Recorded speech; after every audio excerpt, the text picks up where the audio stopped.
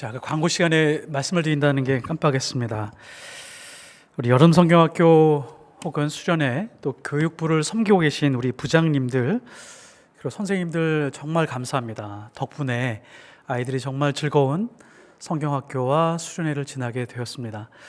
사실 작년하고 재작년까지만 해도요, 선생님이 부족해가지고 굉장히 고생했었습니다. 네, 우리 부장님들, 선생님들 애써주셔서 그렇게 부족함 없이 넉넉하게 잘 했다고 생각합니다. 수고해 주셔서 감사합니다. 자, 우리 서로 인사하겠습니다. 약속의 말씀 위에서 사세요 라고 이렇게 인사하겠습니다. 네. 인생이 가장 흔들리지 않을 때는 약속의 말씀 위에서 살아갈 때입니다. 약속의 말씀 위에서 흔들리지 않는 믿음으로 살아가게 되기를 예수 그리스도 이름으로 축복합니다. 인사하겠습니다. 지적과 원망 대신에 칭찬과 감사로 하나님의 만복을 향유하세요. 오늘 말씀의 제목은 새롭게 되어 새롭게 하라라는 제목으로 하나님 말씀 전하겠습니다. 어떤 일이 생겼을 때 누구를 탓하는지 보면 그 사람이 성숙한 사람인지 미숙한 사람인지를 알 수 있습니다. 어린아이들을 보면요, 스스로 자신을 탓하는 법이 없습니다. 모든 것이 다른 사람의 탓입니다. 누구의 탓일까요? 엄마의 탓입니다. 엄마가 밥을 맛있게 짓지 않았기 때문에 내가 밥을 잘 안 먹는 것이고, 내가 시험을 잘 못 본 이유는 엄마가 새벽에 깨우지 않았기 때문입니다. 내가 좋은 대학에 들어가지 못한 이유는 부모님의 직업이 좀 변변하지 못했기 때문이다 라는 생각을 가지고 살아갈 때가 있습니다. 자, 그런데 어릴 때는 그렇다고 치더라도 성인이 되었음에도 불구하고 미숙한 상태에서 벗어나지 못하는 사람들이 있습니다. 내 인생이 이 모양 이 꼴인 이유는 부모를 잘못 만나서 살아왔기 때문이고 시대를 잘못 만났기 때문이야.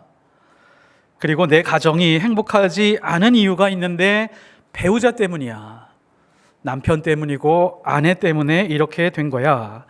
내 자식이 지금 문제가 많은데 이 문제가 많은 이유는 아내가 자식을 잘 돌보지 않았기 때문이고 남편들이 아이들에게 무관심했기 때문이야 라고 그렇게 생각을 합니다.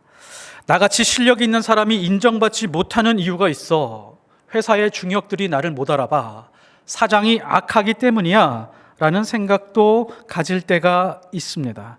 자신의 탓보다는 환경이나 다른 사람을 탓하면서 살아갈 때가 많이 있습니다. 이 사람들을 미숙한 사람들이라고 합니다.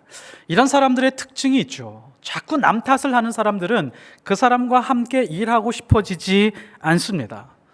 그런데 성숙한 사람들의 특징이 있습니다. 문제가 많고 힘든 일이 많음에도 불구하고 그 문제의 원인을 나로부터 찾아가기 시작을 합니다. 먼저 자신에게 찾아서 스스로 고칠 수 있는 범위 안에서 교정해 갑니다. 내 성격과 성품에 문제가 없나? 라고 하면서 그 성품과 성격 혹은 내가 실수한 것이 없나?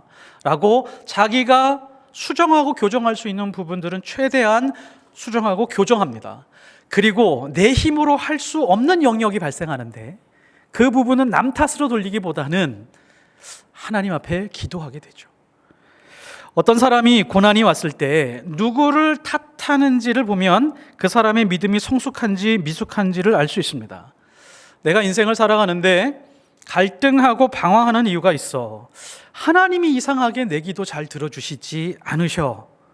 필요할 때 힘을 공급해 주셔야 되는데 필요할 때 힘을 공급해 주지 않으시는 것 같아. 내가 말씀을 따라 살지 못하는 이유는 제대로 된 교회를 만나본 적이 없기 때문이야. 내가 세상을 살아갈 때 믿음으로 살지 못하는 이유는 믿음으로 살아봐야 나만 손해이기 때문이야. 내 믿음이 이렇게 정체되어 있고 성장하지 않는 것은 교회 때문이고 수준 낮은 교인들 때문이고 그리고 목회자들 문제야. 목회자들이 너무 타락해서 목회자들에 대한 실망 때문에 내 신앙이 이렇게 정체되어 있는 거야. 이렇게 모든 문제를 다른 사람 탓으로 돌리는 것은 어떤 뜻을 표출하고 있는 것일까요? 이것은 믿음의 사람이라면 특별히 그렇습니다. 정확히 하나님, 당신에게 문제가 있습니다 라고 표출하는 것과 똑같습니다. 하나님이 우리를 사랑한다면서요. 하나님이 우리를 창조하셨다면서요. 우리 인생을 인도하신다면서요. 근데 누군가를 탓하고 있다는 것은 내 주변에서 역사하시는 하나님에 대해서 문제 삼는 것과 똑같습니다. 이사야서 45장 7절의 말씀, 나는 빛도 짓고 어둠도 창조하며 나는 평안도 짓고 환난도 창조하나니 나는 여호와라. 이 모든 일들을 행하는 자니라. 우리가 하나님과의 관계 속에서 하나님은 내 인생의 빛과 평안과 좋은 것들만 지어서 주는 것, 그것만 기대하면서 살아갈 때가 있습니다. 그런데 하나님의 입장에선 다릅니다. 우리를 성장시키고 더 깊어지고 이 땅에서 진정한 하나님의 자녀로 살아가게 하기 위해서 하나님이 의도적으로 어둠도 지으시고 환난도 창조하셔서 우리에게 적절한 때에 배치시키시고 우리가 그것을 당하게 만드십니다. 이게 하나님의 뜻이거든요. 근데 인간들은 어리석어서 하나님이 그렇게 계획하시고 개입하시고 배치하신 것들에 대해서 남 탓을 하고 누구 때문이고 환경 때문이다라고 하는 것은 하나님에 대한 실망과 실패감을 보여주고 있는 것입니다. 하나님은요, 우리에게 불편하고 껄끄러운 것들조차도 계획하시고 주셨습니다. 그런데 우리는 그것들을 보면서 하나님이 세밀하게 디자인하신 것에 대해서는 까맣게 생각하지 못하고 불평할 때는 그 디자인을 무시하는 것과 같습니다. 하나님을 신뢰한다라고 하는 것은 이것도 하나님께서 디자인하신 거야 라고 믿고 받아들이고 묵묵하게 걸어가는 것, 그것이 진짜 하나님을 신뢰하는 것입니다. 시편 32편 10절에 보면 악인에게는 많은 슬픔이 있으나 여호와를 신뢰하는 자에게는 인자하심이 두루리로다.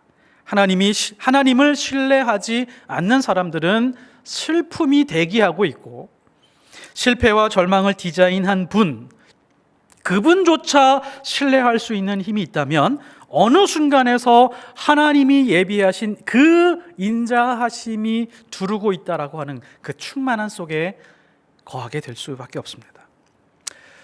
1970년에 인천의 제면소 광신제면이라고 하는 곳이 있었습니다.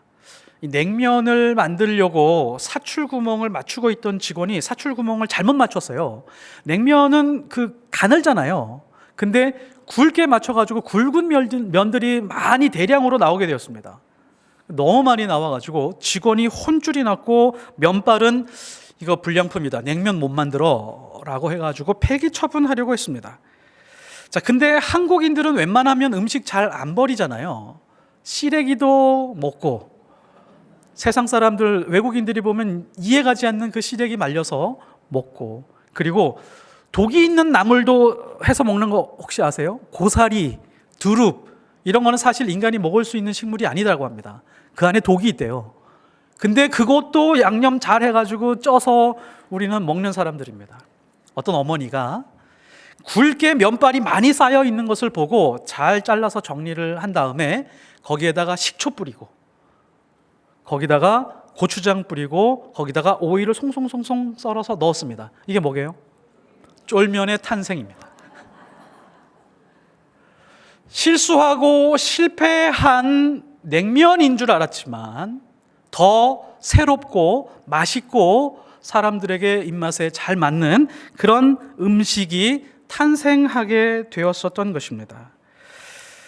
우리 인생도 마찬가지입니다. 실패처럼 보이고 환난처럼 보이는 모든 것들은 하나님이 새로운 길로 새롭게 인도하시는 과정에 있습니다. 때로는 식초가 막 뿌려지는 것 같아서 시큼하고, 막 고추장이 막 쏟아지는 것 같아서 불쾌하고, 맛도 없는 오이들 너무 많이 부어져 있어가지고 좀 무료한 것 같지만 새로운 음식으로, 새로운 맛으로 탄생시키는 하나님의 의도와 계획과 인내하심이 있었던 것입니다.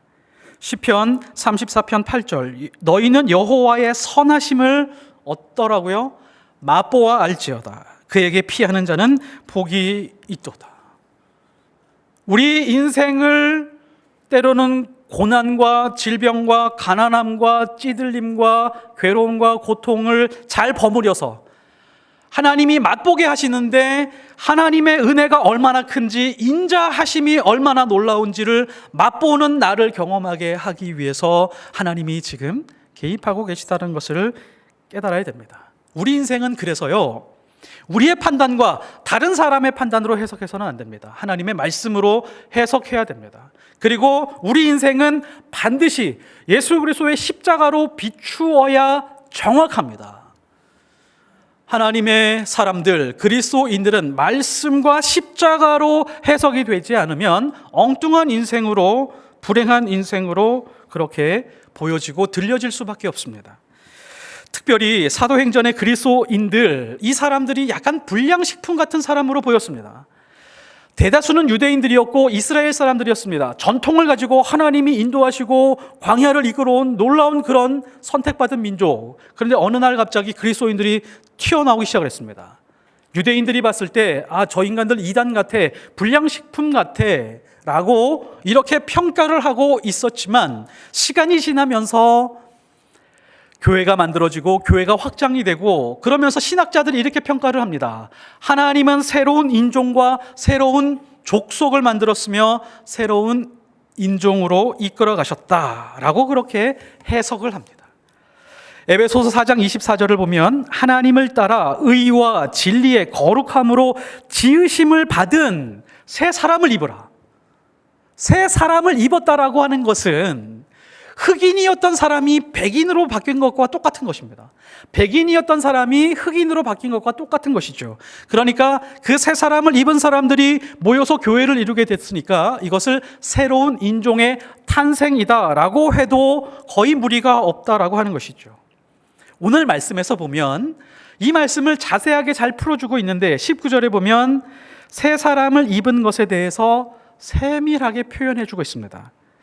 19절, 그러므로 너희가 회개하고 돌이켜 너희 죄 없이 함을 받으라. 이같이 하면 새롭게 되는 날이 주 앞으로부터 이를 것이요. 이 말씀은 사람들에게 별로 인기가 없는 말씀이지만 성경에서 굉장히 보석과 같은 말씀입니다. 여기서 새롭게 되는 날이라고 하는 이 문구가 굉장히 중요한데, 새롭게 되는 날은 정확히 새 사람을 입은 날을 다르게 표현한 것입니다.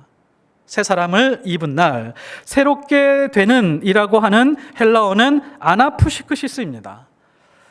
헬라어로 아나푸시크시스인데 아나라고 하는 단어와 푸시크시스라고 하는 단어를 합한 단어예요. 아나라고 하는 단어가 이겁니다.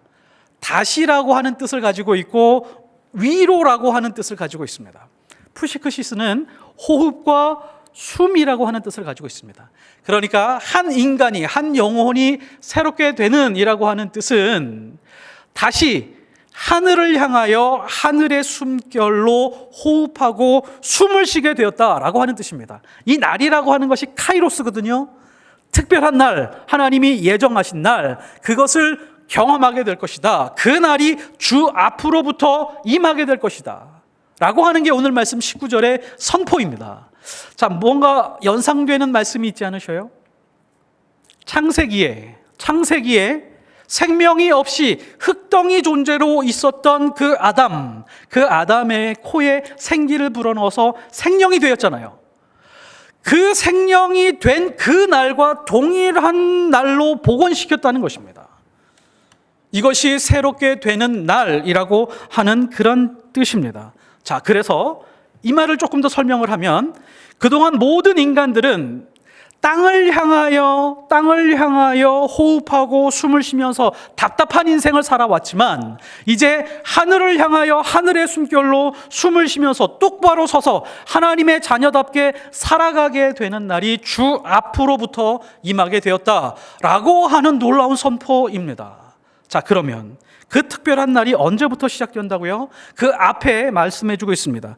그러므로 너희가 회개하고 돌이켜 너희 죄 없이 함을 받으라. 이같이 하면 새롭게 되는 날이 주 앞으로부터 임하게 될 것이다. 그렇게 살아가게 될 것이다. 새 사람 입고 살아가게 될 것이다. 그러니까 회개가 없고 죄에 대해서 가볍게 여기게 되면 여전히 우리 인생은 땅을 향하여 숨을 쉬면서 답답하게 엎치락 뒤치락 하면서 겨우겨우 숨 쉬며 살아가는 그런 인간과 같이 살아가게 될 것이다 라고 하는 그런 진리의 말씀입니다. 복음은 우리에게 어떻게 하라고 요구하고 있죠? 복음이 요구하는 바가 있습니다. 복음에 요구하는 바가 우리는 믿음이라고 생각을 하지만 사실 그 이전에 선결 조건이 있습니다. 회개하라입니다. 첫 번째 설교자가 있습니다. 신약 성경에서 첫 번째 설교자가 누구죠? 신약 성경에서 첫 번째 설교자는 세례 요한입니다. 세례 요한의 메시지 마가복음 1장 4절 죄 사함을 받게 하는 회개의 세례를 전파하였다. 성경이 말씀해 주고 있습니다. 회개하라. 이제 이스라엘 백성이여, 하나님의 백성이여, 메타노이아, 다른 방향으로 돌아와라. 하나님을 향한 방향으로 돌아와라. 돌이키지 않으면, 뉘우쳐 돌아오지 않으면 죽음의 길을 가게 될 것이다 라고 하는 것이, 회개하라, 이것이 복음의 첫 번째 외침이었습니다. 회개가 없으면 그리스도인이 될 수 없습니다. 하나님의 자녀가 될 수 없습니다. 새롭게 되어야만 새 사람을 입을 수가 있습니다. 신약 성경의 두 번째 설교자가 누구죠? 두 번째 설교자는 예수 그리스도입니다. 예수님이 선포한 거 보십시오. 마가복음 1장 15절 때가 찼고 하나님의 나라가 가까워 왔으니 회개하고 복음을 믿으라. 무엇을 믿으라고요? 복음을 믿으라. 우리의 믿음은 분명한 목적어를 가지고 있는데 복음을 믿는 것입니다. 자, 그런데 지금 우리 세대는 복음이라고 하는 단어를 찾아보기 어렵고 복음을 식상하게 여기고 있으며 이 복음에 대해서 생명력을 느끼지 못하고 살아가고 있습니다. 우리의 믿음이 약해진 이유가 무엇이냐면 복음을 목적으로 두고 있지 않기 때문입니다.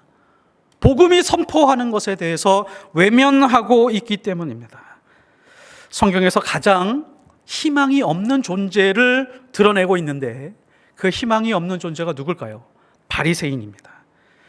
예수님이 말씀을 전할 때 끝까지 자신의 생각을 바꿀 의향이 조금도 없었던 존재, 이 존재들이 바로 바리새인들이었습니다. 마가복음 21장 32절 너희는 그를 믿지 아니하였으되 세리와 창녀는 믿었으며 너희는 이것을 보고도 끝내 뉘우쳐 믿지 아니하였도다.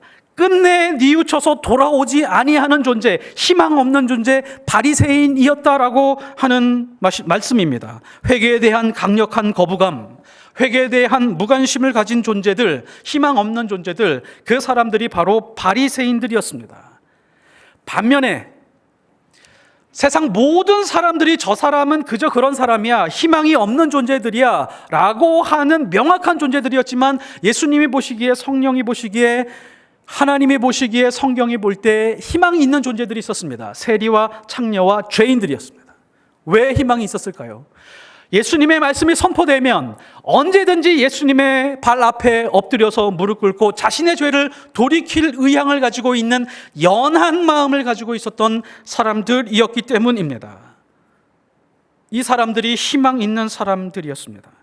말씀이 선포되었을 때 자신의 생각을 바꾸려는 사람들, 이 사람들이 바로 성령께서 함께하는 사람들입니다. 생각을 조금도 바꾸려 하지 않은 사람들, 그 사람들이 바로 바리새인들입니다. 신약 성경의 세 번째 설교자가 있습니다. 베드로입니다. 오순절 성령 강림 후에 베드로의 첫 번째 설교가 있죠. 베드로의 첫 번째 설교 핵심이 2장 37절에서 38절 말씀입니다. 너희가 회개하고 각각 예수 그리스도의 이름으로 세례를 받고 죄 사함을 얻으라. 이게 첫 번째 설교의 핵심이었습니다. 회개하라였습니다. 믿으라 아니었습니다. 두 번째 설교, 나면서부터 걷지 못하는 사람을 치유하고 나서 솔로몬 한각에서 설교하는 그 설교의 핵심이 바로 이겁니다. 두 번째 설교에서도 4장 26절 하나님이 그 종을 세워 복 주시려고 너희에게 먼저 보내사 너희로 하여금 각각 그 악함을 버리게 하셨느니라. 진리의 말씀이 우리에게 요구하는 것 모두 회개입니다. 신약 성경의 네 번째 설교자 바울입니다. 바울은 조금 달랐을까요? 그렇지 않습니다. 사도행전 20장 21절에 보면 하나님께 대한 회개와 우리 주 예수 그리스도께 대한 믿음을 증언했다라고 선포하고 있습니다. 하나님 나라에 들어가는 사람들이 누구냐? 성경을 통해서 보면 하나님, 저는 절망적인 죄인입니다. 저는 예수님이 아니고서는 구원받을 수 없는 그런 악한 죄인입니다 라고 눈물을 흘리면서 애통하며 고백한 그런 사람들 뿐입니다. 회개 없이 믿음이 성장할 수 있습니다. 회개 없이 성장한 믿음은 반드시 부패하게 되어 있습니다. 반드시 다른 사람을 찌르고 가르고 나누고 공격하는 그런 사람들이 됩니다. 결국에는 하나님의 장애물로 살아가게 되죠. 이제 교회가 세워졌습니다. 예수 그리스도의 피값으로 하나님의 마지막 승부수로 교회를 세웠습니다. 그 교회가 세워져서 그 교회가 복음이 선포하는 것을 선포해야 되는데 그것을 하지 못하고 있습니다. 교회는 죄에 대해서 말하지 않습니다. 거룩한 삶에 대해서 관심이 없습니다. 세상과 구별되어서 살아가는 그리스도인들의 그 선한 싸움에 대해서 관심이 없습니다. 그냥 위로와 격려와 사랑을 말하고 성공과 치유에 대해서만 말합니다. 솜사탕처럼 달콤한 말씀을 듣고 은혜 받았다라고 생각하면서 살아갑니다. 사람들은 그것을 좋아합니다. 디모데후서 4장 3절, 때가 이르리니 사람이 바른 교훈을 받지 아니하며 귀가 가려워서 자기의 사욕을 따를 스승을 많이 두고, 자기의 사욕을 따를 스승을 많이 두고, 마지막 때가 가까울수록 사람들은 자신의 죄를 지적하는 교훈에 대해서 싫어합니다. 당신은 죄인입니다. 하나님 앞에서 죄인입니다. 죄를 자복하고 회개하여야 됩니다. 그래야 진정한 영적인 복을 받습니다 라고 선포하는 말씀에 대해서 싫어합니다. 인기가 없습니다. 자신에게 힘과 용기를 주는 말씀만 듣고 또 듣습니다. 그런 분들만 잘 모아둡니다. 자신이 인생의 주인이라고 하는 증거입니다. 예수님이 인생의 주인이 아닐 수도 있다는 것을 보여주는 것입니다. 성령의 검이 속사람을 찔러 죄를 깨닫게 하는 교회가 아니라면 우리는 그 교회를 떠나야 됩니다. 예수님이 선포한 것을 선포하지 않는다면 시간이 지날수록 인생도 실패하고 교회도 무너지게 될 것입니다. 그러나 회개하고 돌이키면 인생의 소망이 있습니다. 오늘 말씀에서 우리에게 진리의 말씀으로 비춰주고 있는 새롭게 되는 날, 새 사람을 입은 날, 그리고 우리 인생의 진정한 소망이 무엇인지, 사람답게 사는 인생이 무엇인지를 우리가 충만하게 느끼면서 살아갈 수 있습니다. 회개하고 돌이켜서 주님의 십자가 앞으로 돌아가십시오. 그래야 우리 인생에 진정한 소망이 있으며 하나님이 우리에게 주시고자 한 진정한 은혜를 알게 될 것이며 그 은혜의 맛을 보게 될 것이며 또 그리스도인으로 하나님의 자녀로 이 땅에서 어떠한 능력과 그 능력이 무엇인지를 알면서 살아갈 수 있는 진정한 그리스도인이 됩니다. 더 중요한 것이 하나가 있습니다. 더 중요한 것이 하나가 있는데, 새롭게 되는 카이로스의 시간을 경험한 사람들, 이 사람들은 어떻게 살아가는 사람들일까요? 이 다음이 훨씬 더 중요합니다. 어떻게 살아가는 사람들일까요? 자, 오늘 말씀을 한번 보실게요. 베드로, 새롭게 된 사람입니다. 누가 보기에도 완전히 새로운 사람으로 거듭난 사람입니다. 이 사람이 지금 유대인들을 비롯한 이방인들 일부 섞여 있는 수백 명, 수천 명 앞에서 하나님의 말씀을 선포하고 있습니다. 자, 그러면 우리의 입장이 어디가 더 편한지 한번 생각해 보십시오. 은혜의 말씀이 선포될 때 그 자리에 앉아서 은혜의 말씀을 듣고 그 말씀을 누리면서 살아가는 인생이 편하세요? 아니면 베드로처럼 하나님이 주신 그 진리의 말씀을 누군가에게 표현하고 나누고 증거하는 삶이 더 편하십니까? 만일에 우리가 전자가 더 편하다면, 듣고 받고 나만 누리는 그런 상태가 더 훨씬 더 편하고 나는 그런 인생으로 살아가면서 만족할 거야 라고 하면 아직 성숙한 믿음이 아닙니다. 아직 미성숙한 믿음으로 남아 있는 것입니다. 우리는 베드로처럼 이제 누군가가 진리의 말씀을 들어야 하고 이제 땅바닥에 엎드려서 숨쉬며 절망 가운데 살아가고 있는 그 사람들에게 진리의 말씀을 전해주고 있는 베드로의 위치에 서 있어야 맞습니다. 그것이 편하고 기쁘고 만족스럽고 감사하면서 살아갈 수 있는 그런 사람들이 되어야 진정한 하나님의 자녀이고, 그리고 하나님의 뜻대로 살아가는 사람들입니다. 하나님이 그것을 요구했고, 그리고 예수님이 그렇게 살도록 우리에게 가르쳐 주셨습니다. 자기를 부인하고 자기 십자가 지고 나를 따라오는 자여야만 제자이고 하나님의 자녀라고 우리에게 끊임없이 가르쳐 주셨기 때문입니다. 그러나 우리는 조금 더 편한 쪽이죠. 은혜의 말씀은 듣고 오늘 좋은 은혜의 말씀 들었어. 그래, 편안하게 잘 살아야지. 예수님을 드러내는 것은 아직 좀 불편해. 다른 사람들이 싫어하는 것 같아 라고 하면서 자기 인생을 제약하고 있다면 문제가 있을 수 있다는 것이죠. 베드로전서 2장 9절, 그러나 너희는 택하신 족속이요 왕같은 제사장들이요 거룩한 나라요 그의 소유된 백성이니 이는 너희를 어두운 데서 불러내어 그의 기이한 빛에 들어가게 하신 이의 아름다운 덕을 선포하게 하려 하심이니라.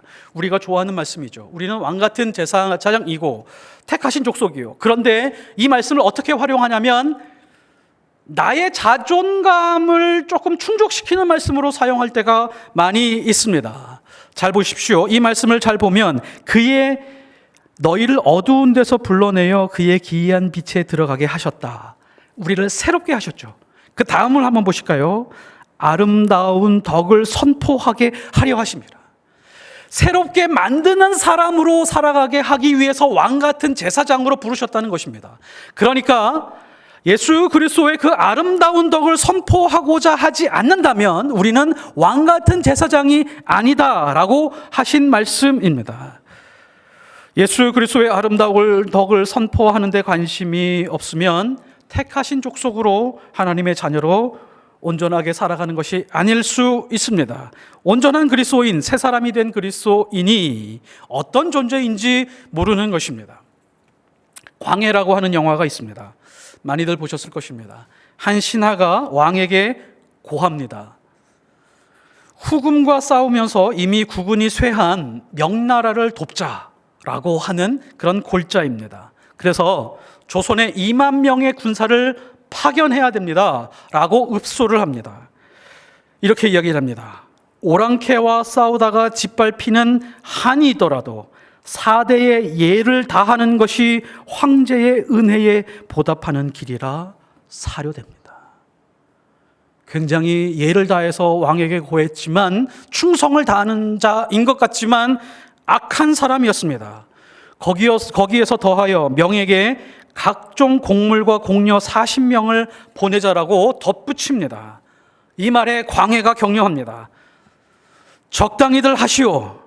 이 땅이 오랑캐에 짓밟혀도 상관없다고 부끄러운 줄 아시오. 임금이라면 백성이 지압이라고 부르는 왕이라면 빼앗고 훔치고 빌어먹을지언정 내 그들을 살려야겠소. 그대들이 죽고 못 사는 4대의 예보다 내 나라 내 백성이 10갑절 100갑절은 더 소중하오. 광해가 했던 대사입니다. 아름답습니다. 왕의 덕망이 아름답습니다.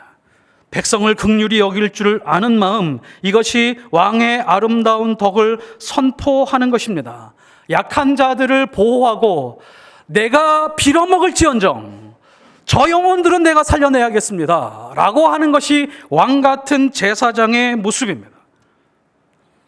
예수의 이름이 선포되어 절망에 빠진 한 생명이 살아낼 수 있다면 내가 비참한 인생으로 보여줘도 나는 상관이 없습니다. 예수로 인하여 극심한 고통 중에 있는 사람이 하늘을 향해 하늘에 숨을 쉬면서 새롭게 되는 날을 맞이하게 된다면 내 인생은 무시당해도 좋습니다 라고 하는 것이 아름다운 덕을 선포하는 하나님의 자녀들의 모습입니다. 당사자에게 허락을 구하고 말씀을 드립니다. 우리 교회에 사랑 목장이 있죠. 좀 몸이 불편한 사람들이 모이는 그런 목장입니다. 이 목장에 뇌성마비 장애를 가진 어떤 집사님이 계십니다. 17세에도 여전히 뇌성마비 장애인이었죠. 그래서 시설에 들어가게 되었습니다. 시설에 들어간 후에 가족들과 연락이 끊어졌습니다. 그리고 오랜 세월 그렇게 살아오게 되셨습니다. 시설에서 성인이 되었을 때 예수 그리스도를 인격적으로 만나게 되었습니다. 하나님을 믿게 되었는데 어떤 점이 가장 은혜로우셨어요? 라고 이렇게 여쭤봤습니다. 하나님이 나의 아버지라는 사실이 가장 감격스러웠습니다. 라고 이렇게 말씀하시더라고요. 하나님의 사랑이 나의 인생을 새롭게 했습니다. 그래서 어느 순간 장애를 탓하지 않았습니다. 자신을 버리다시피 한 가족들을 원망하지 않았습니다. 그냥 현재 나에게 주어진 조건에서 어떻게 하면 하나님을 기쁘시게 할 수 있을까라며 고민하고 살게 되었습니다. 어느 순간 시설에서 나오게 되었고 이 집 저 집 여러 번 이사를 하게 되었습니다. 이분이 참 멋집니다. 이사할 때마다 이웃들에게 떡을 돌립니다. 저 여기 이사 왔어요. 잘 지내고 싶습니다. 라고 하면서 떡을 항상 돌린다고 합니다. 올해 사랑목장 소풍을 갔었거든요. 그때도 모든 사람에게 떡을 돌리셨습니다. 2016년 9월부터 12월까지 3개월 동안 이분이 글쎄 선교 훈련을 받으셨습니다. 미전도 종족과 세계 선교를 위한 훈련을 다 마치고 캄보디아 선교를 다녀오셨습니다. 선교 가셔서 어떤 점이 가장 좋으셨어요? 라고 이렇게 여쭤보니까 아이들의 맑은 눈과 그 현지인들의 순수한 모습, 행복한 웃음, 그것을 보고 오셔서 너무 감사했다라고 말씀하셨습니다. 가장 좋아하는 성경 구절은 어떤 구절이세요? 여쭤보니까 항상 기뻐하라, 쉬지 말고 기도하라, 범사에 감사하라. 이걸 이제 카톡으로 주고받았어요. 근데 이 문구를 읽으면서 참 가슴이 찡했습니다. 항상 기뻐할 수 있을까? 쉬지 않고 기도할 수 있을까? 범사에 감사할 수 있을까? 이분 신방하면서 골반도 호흡도 피부도 치아도 좋지 않다는 이야기를 들었습니다. 녹내장도 있고 근육의 강직 때문에 일상생활이 쉽지 않은 분이셨습니다. 현재 기도 제목이 뭐냐라고 이렇게 여쭤보니까 지난주에 한근수 선교사님이 인도네시아로 파송이 됐잖아요.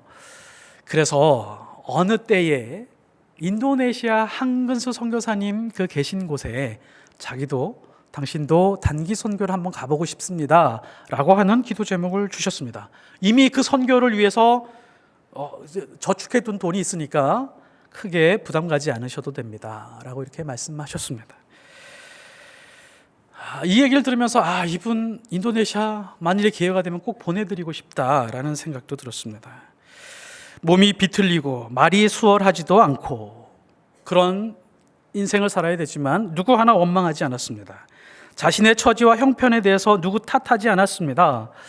할 수 있는 만큼 하나님이 나에게 주신 만큼 남는 자원이 있으면 누군가에게 베풀고 그리고 나누어 주고 또 마음의 소원이 있어서 선교지에 가서 예수님의 증인이 되어가는 그런 모습, 이런 삶을 갈망하고 있었습니다. 자신의 인생이 먼저 새롭게 되었습니다. 그리고 하나님을 알지 못하는 사람들을 새롭게 하는 사람으로 살고 싶어 하는 그런 욕망이 있었습니다. 이런 사람들이 바로 땅끝까지 가는 증인들입니다. 이런 모습이 바로 왕 같은 제사장의 모습입니다. 교회는 새로운 인종들, 새로운 종족이 탄생한 곳입니다. 예수의 피로 회개하여 새롭게 된 사람들입니다. 그리고 예수의 이름을 전하면서 새롭게 하는 왕 같은 제사장들입니다. 우리는 성령으로 거듭났습니다. 누가 뭐래도 성령으로 거듭났습니다. 그리고 우리는 예수님을 주인으로 삼고 살아가고 있습니다. 인생에서 가장 가치 있는 일들, 비록 나의 몸과 나의 자원들이 희생당한다라고 할지라도 그것을 기뻐하면서 예수님의 이름을 알게 하면서 새 생명을 갖게 만드는 그런 사람들입니다.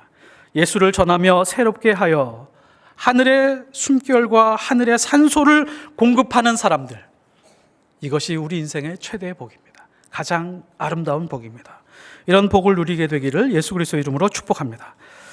기도하겠습니다.